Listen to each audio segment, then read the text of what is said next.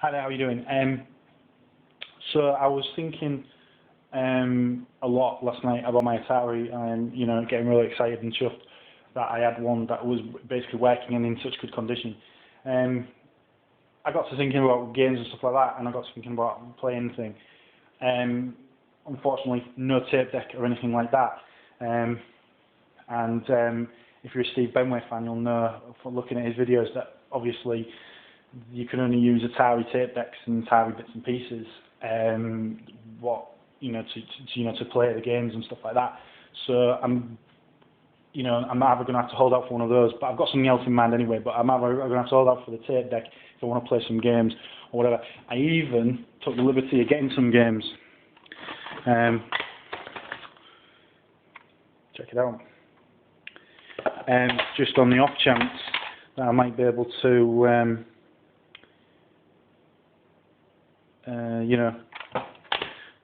play some games in the near future. Some of them look really, really entertaining, but then that's the point in it. Anyway, obviously I can't play no games at the moment, so I'm thinking I'm just going to have to do type-ins and stuff like that for the time being. So I'm getting to think about,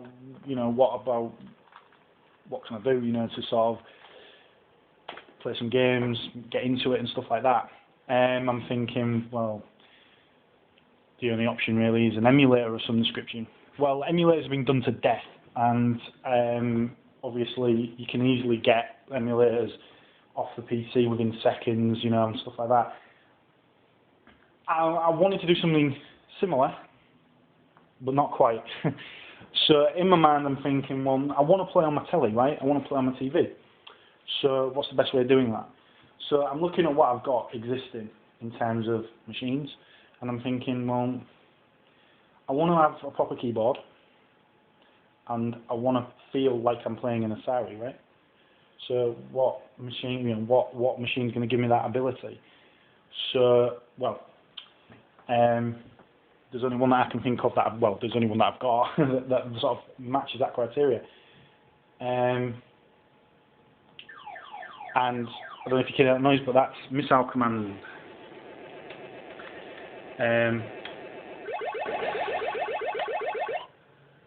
So yeah, there it is.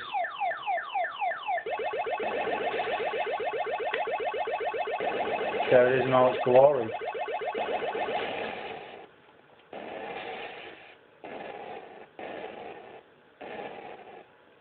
So yeah, so that's Missile Command.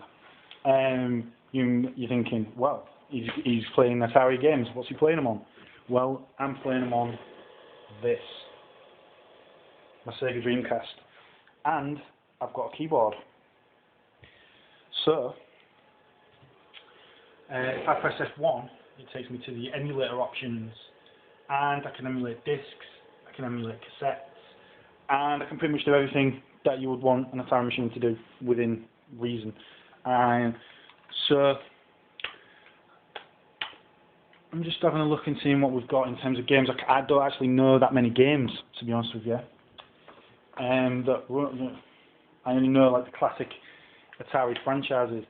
Let's see if I can pick another game to enjoy. That looks like the one to me. Right, okay, let's try this one. Okay, so what I'm doing at the moment is loading in another disc.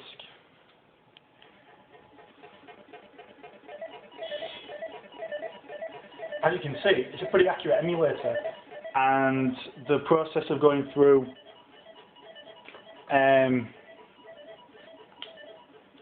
basically the process of playing the game and loading the game is quite straightforward and quite easy.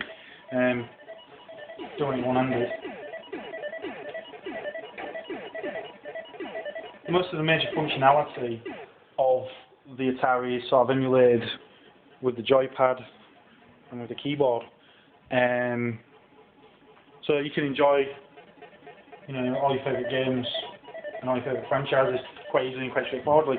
I got basically the emulator and some games to play just on a disc. It's quite a nice comprehensive disc as well. It's got quite a nice selection of games, discs, cartridges, and so on.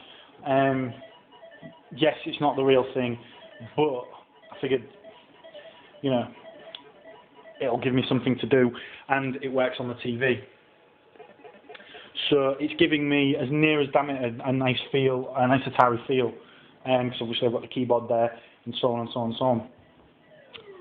Nothing escapes the real thing, of course, but 80%, it's near enough 80%, right?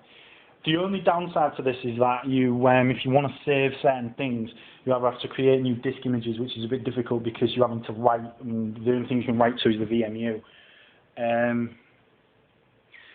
And obviously there's not a lot of room. If you think there's only like about, what, a meg or something like that of space on a VMU, please correct me if I'm wrong on that one. Please do tell me if I'm mistaken on that. But I believe it's only about a meg that you have space-wise. So obviously, like save states and things like that, they go into a couple of 100K and stuff. So, and then obviously there's the disk images. Writing disk images to a VMU is a bit. Well, that's about. I don't know what disk images is. It's a single-sided one. I think it's about 700K or something. I don't know, but basically you'll fill a VMU full very very quickly. I tried to combat that problem with this. I'll show you just very briefly. This is your typical VMU, no screen though. There's a button there. What does the button do? It basically, because I don't know if you can see the 4 lights, basically that's 4 VMUs in one. You press that, it resets to a different VMU each time. So basically you could have one VMU there, so you could start, I don't know, have a load of crap on that one, press it, and your second one, press it, third, and then so on. That's my arcade stick for my Dreamcast. Very heavily into, I went through a phase of going through like Street Fighter games and Capcom fighting games and stuff like that. Massively into Capcom vs SNK 2. But I was just quite anxious to play some Atari games today, really. And there we have it. You can do all kinds of nice things with the emulator, and from what I've been told, from the brief chats that I've had with people, you can emulate at better than Atari resolution. Don't know why you'd want to do that, but yeah. Everything's run from this menu, which you press with F1. Everything's on the disk, so you wouldn't need to change disks or anything like that. And as I say, you just use the keyboard in a traditional fashion. We can do a warm reset, and it just resets the game. We can use the joypad to play, and that also emulates there's also a trackball emulator of sorts, which is emulated through the analog stick. The honest truth about that is, from what I've been told, although I've not had a chance to evidence it myself, it's not overly impressive. I think people nowadays they use emulators and it's quite straightforward, isn't it, and stuff like that. But I was just thinking to myself, well, what can I do that's a bit different, that's going to give me that kind of, I don't know, that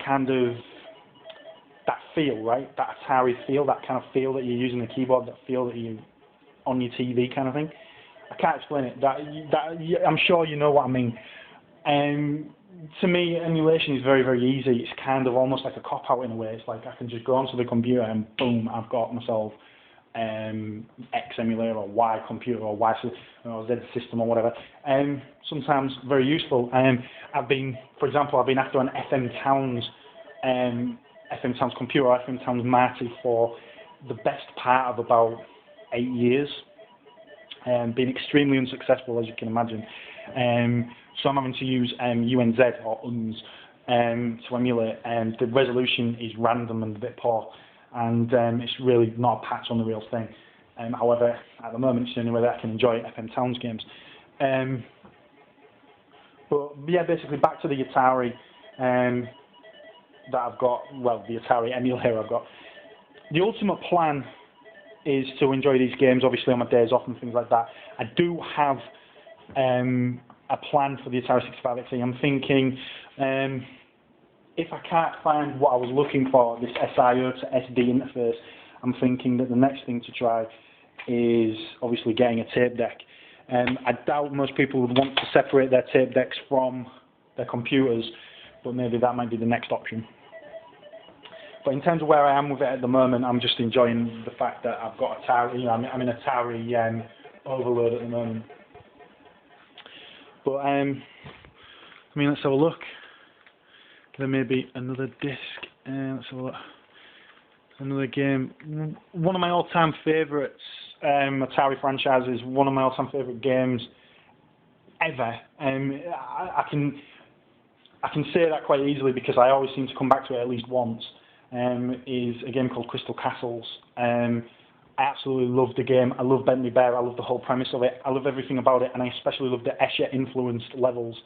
It's impressive beyond compare. And if you think that was in the early 80s, you know, it just adds so much more to it. So at the moment, I'm thinking to myself, well, what can I do in terms of, is there a Crystal Castle style game on the Atari 8-bit? Yes, there is. Is it any good? I don't know. Let's have a look and see.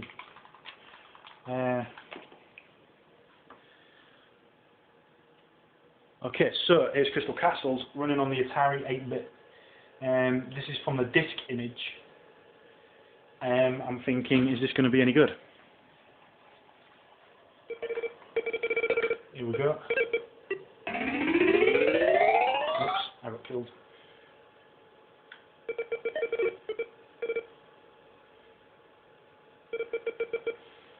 It's using a joystick rather than any kind of trackball or anything like that.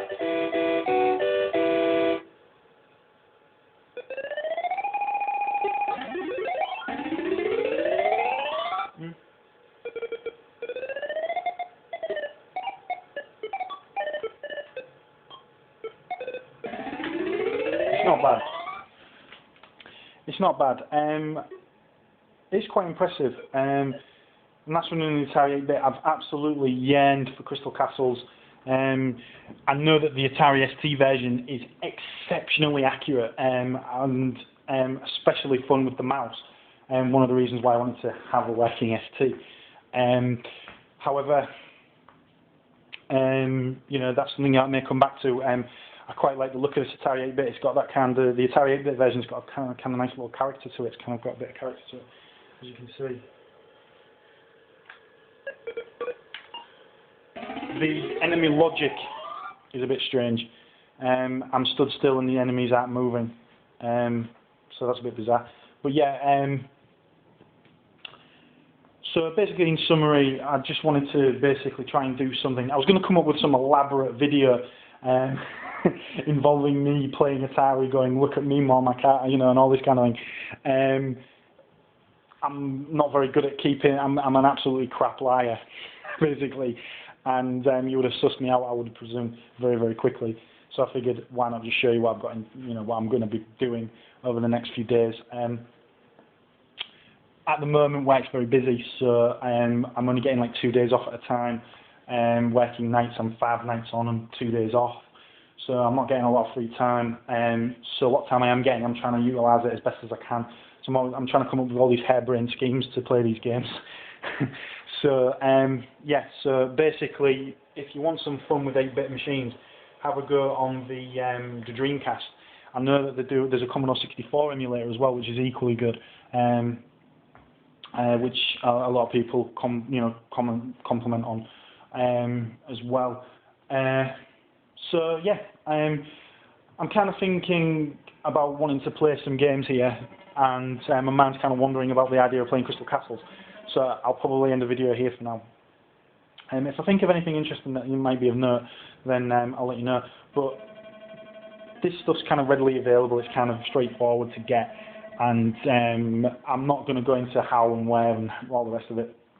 But what I will say to you is that I am, as much as humanly can do, hunt these things down. If you've got a Dreamcast, then it's well worth getting this emulator. Just so you've got something else to do, and it's another reason to get the keyboard out, because I know that the whole intention of the keyboard is for the internet, and obviously that's not necessarily a primary feature of the Dreamcast nowadays. So yeah, if you want a reason to get your keyboard out, then you could do worse than this, the Atari 8-bit emulator. So yeah, I'll end the video there, and thanks for watching.